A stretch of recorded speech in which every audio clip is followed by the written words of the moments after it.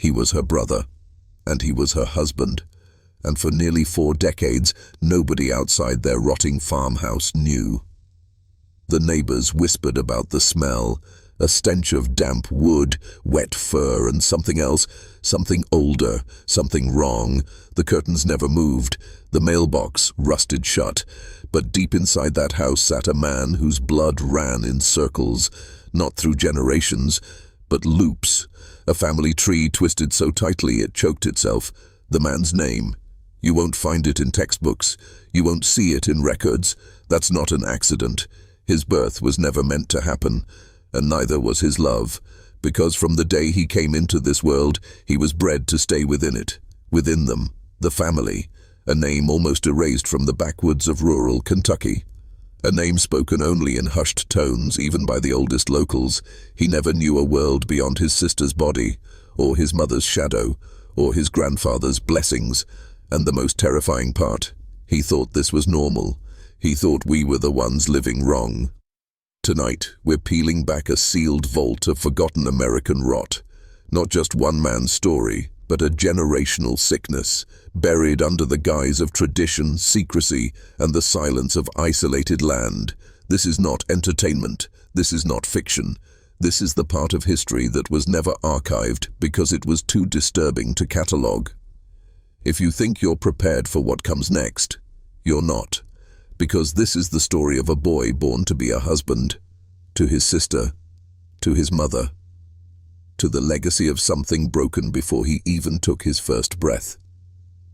He was both brother and husband, and this is how that nightmare was passed down, not through stories, but through blood. He was born in the winter of 1951, though no hospital ever signed his birth certificate. The midwife was paid in chickens, not dollars, and by morning she was gone. Some say she ran screaming into the woods after seeing what she saw. Others say she was paid to disappear. No one ever asked too many questions out there. That was how the family survived. The house he was born in sat deep in the Appalachian backcountry, far from the nearest paved road. A place where maps went blank and names got shorter over time. By then, the family's bloodline had folded inward for over a century. Cousin to cousin, uncle to niece, mother to son, generation after generation, each more withdrawn, more fragile, more compliant. They weren't doing it for love, they were doing it for purity. You see, to them, the outside world was poison. Foreign blood meant foreign ways, foreign temptations. Their way, the family way, was divine, God-given. A kingdom built by one bloodline, maintained through ritual and breeding. And he was born at the center of it all, the heir, the bridge between old blood and new. His mother nursed him until he was nearly 6, not out of desperation but obedience, a family rule passed down like scripture: keep them close, keep them clean. He never went to school. His ABCs were scratched into wood. His only teacher was his grandfather, a man who believed the world ended in 1939, a man who kept a ledger of births and pairings instead of names and ages, a man who looked at his grandson not as a child, but as the solution to a dying tree. From the moment he could walk, he was never alone. His sister, 3 years older, was his shadow. She wasn't raised as his sibling, she was raised as his wife. And by the time he turned 13, that's exactly what she became. There were no vows, no ceremony, just a locked room. And an old Bible with torn pages. That was the beginning, and the end of who he could have been. He didn't understand what was wrong. That's what makes it worse. He didn't fight it, didn't question it, because no one ever told him there was another way. His world was small, smaller than a prison cell. 4 rooms, 3 relatives, and 1 purpose. From a young age, he was taught that love meant obedience, that the body wasn't sacred, it was inherited. His sister didn't choose him, she was chosen for him long before either of them could speak. Their games were rehearsals, their bedtime stories, instructions, every touch, every shared bath, every whispered command in the dark. It was all preparing them for something unholy, wrapped in the language of family. And his grandfather watched it all. He was the architect of the bloodline, a man who believed that purity came from control.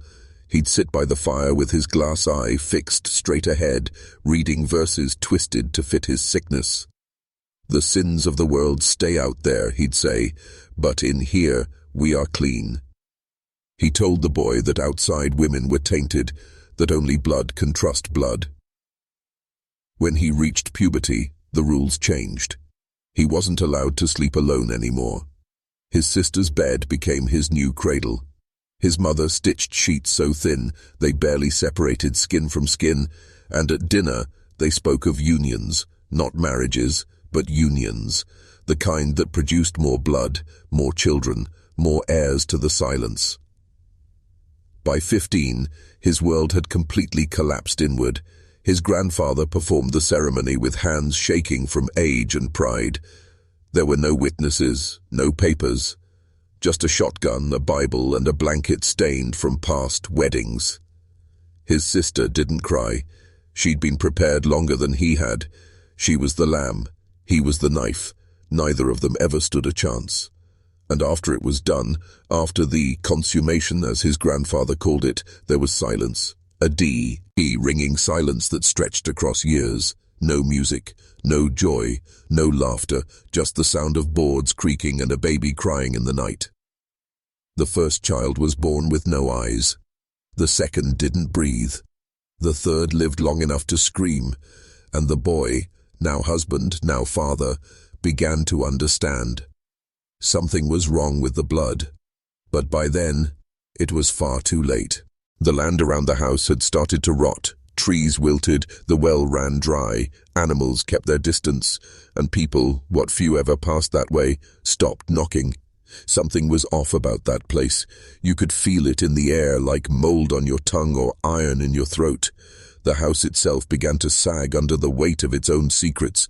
Floorboards split, doors wouldn't close right, and the smell, that unbearable smell. But the family remained. What else did they know? The boy, now a man in age only, was trying to keep the bloodline alive. That's what he'd been taught. That was his duty. His wife, his sister, had grown quiet, pale, her body ravaged by too many pregnancies, too much grief. She rarely left the bedroom anymore. Her eyes stayed fixed on the ceiling, even when she spoke. She gave birth 7 times. Only one child survived past infancy, a girl, but she didn't speak, didn't smile, just stared day and night as if she knew what she was, a product of ritual, a warning from nature, a child with her uncle's hands and her father's eyes, all in the same man. And still, the grandfather pressed them onward. He didn't care about death, he cared about continuation. "Blood is everything," he'd say, tapping that black book of his. "When the world falls apart, they'll look to families like ours." He was delusional, senile, but dangerously clear in one belief: the line must never break. Then came the winter of 1979, a brutal freeze. The crops failed, the chickens froze upright in the yard, and one morning the man awoke to silence. He found his sister in bed, cold, pale lips, bruises on her thighs. She'd bled out sometime in the night, alone, again. And with her went the last person who had ever called him anything close to human. He tried to save the child, he truly did, but he didn't know how to raise a daughter. Not like this, not after what he'd done, what he was. She was gone by spring. Buried next to her mother beneath a cedar tree that hadn't bloomed in a decade. And for the first time in his life, the house was empty, except for him and the man who started it all, the one waiting by the fire with that Bible and that grin. The grandfather didn't mourn, he didn't cry. When the girl died, he simply turned a page in his ledger and closed the book. The man begged him to stop, to let the bloodline end, but the old man's faith was unshakable. "The Lord giveth, the Lord taketh, but the blood remains." He said it like scripture. He believed it was scripture. And then came the final command, one that still echoes in the dark corners of oral history. "You'll marry your mother now." The man recoiled. For the first time, something inside him cracked. His hands trembled. He told the old man no. That word had never left his lips before, and it shook the walls. But the old man just smiled, as if he had been waiting for this moment all along. You see, the mother had grown ill, frail and barely able to speak, but she was still breathing, and the grandfather had written it in the book years ago, just in case. He believed that God would bless the union if it was done in full submission, if every barrier was broken, blood to blood, beginning to end. The man didn't scream, he didn't run, he just stood there, as if frozen by the weight of history collapsing onto his shoulders. That night, the fire went out early. The house sat in total darkness. The mother lay silent in her bed, and the man sat by her side, not touching her, not speaking, just watching, for hours, until the sun came up. Then he left the room, and never returned. Instead, he went downstairs, and he waited. When the old man came to light the morning fire, the younger man struck him, once, twice, over and over, until the black book was soaked in something far older than ink. He buried the body in the crawl space, left the Bible open on the hearth. Then he set fire to the house. Neighbors miles away claimed they saw the smoke, thick, black, rising into the sky like a curse finally lifted. No one called the fire department.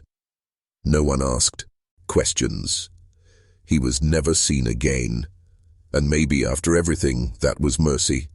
If you're still watching, you're already braver than most. Tell us in the comments, what would you have done if this was your bloodline? The fire burned for nearly 2 days. Nothing was left but stone and bones. No names, no gravestones, just a patch of blackened earth hidden by overgrowth and time. And in a way, that was fitting. Because this wasn't a story meant to be remembered. It was a warning meant to be buried. But whispers don't stay dead. Decades later, hikers stumbled across the ruins. They didn't recognize what they were standing on. Not at first. But the smell lingered. Faint, yes, but unmistakable. The kind that doesn't leave your skin even after you shower. That unease. That wasn't the wilderness. That was history pulling at their heels. One man found what looked like an old family ledger beneath a rusted stove, partially burned but still legible in places. Pages filled with names that repeated over and over, lines between fathers and sons blurred beyond recognition, margins stained with fingerprints. One page read only, "She will be his." Another, "No outsiders, no mixing," and scribbled in a shaking hand near the end, "The blood is folding in on itself." The ledger disappeared. Some say it was destroyed. Others believe it was handed to a local sheriff who took one look and locked it away forever. A few pages leaked but never reached the public in full. Too disturbing, too graphic, and far too real. DNA studies done on neighboring families in the region show abnormalities even now. Silent traces of that line, diluted but never fully erased. Faces that resemble old photos no one remembers taking. Children born with the same crooked eye or uneven walk. It's said that one of the descendants lives just outside town, quiet, polite, never married. No record of a birth certificate, just a name that doesn't quite match any others in the county. He never speaks of his family, but he always stares a little too long when he sees a sister and brother walking side by side. Because some Liga seas don't end in flames. They scatter like ash. They settle in cracks, and sometimes they wait. Wait for silence. Wait for isolation. Wait for blood to run in circles once again. Some say the family never truly died, that parts of it splintered off before the fire. Cousins, second uncles, nieces whose names were never written down. People who moved just far enough away to escape the smoke but not far enough to forget the doctrine. They changed their names, shaved their beards, sent their children to school, but inside their homes, some things stayed the same. You'll never find them in census records, you'll never match them on ancestry sites, because their history wasn't digital, it was oral, passed down like a haunted lullaby, whispers in kitchens, rules etched in pantry walls. Never marry an outsider. Keep the blood warm. Trust no one born without your name.